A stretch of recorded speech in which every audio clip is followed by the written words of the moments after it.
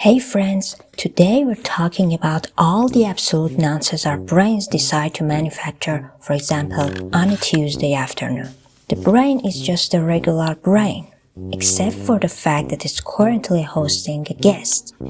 This, my friends, is your self-doubt, your anxiety about that email you sent 3 years ago, your random urge to quit your job and raise llamas. It's the mental junk food. Now, we don't just have these useless thoughts, we nurture them, we water that cognitive waste every single day, making sure it thrives and grows into a big pile of what you see.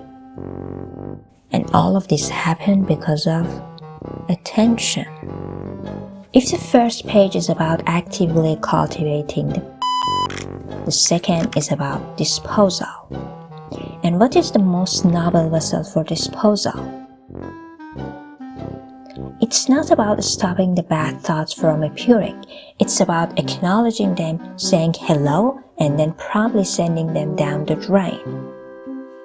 The process is simple. The result is freedom. It's called meditation. So there you have it.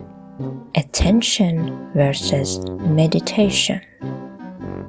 Try to spend less time with the watering can and more time with the flush button this week. Thanks for watching.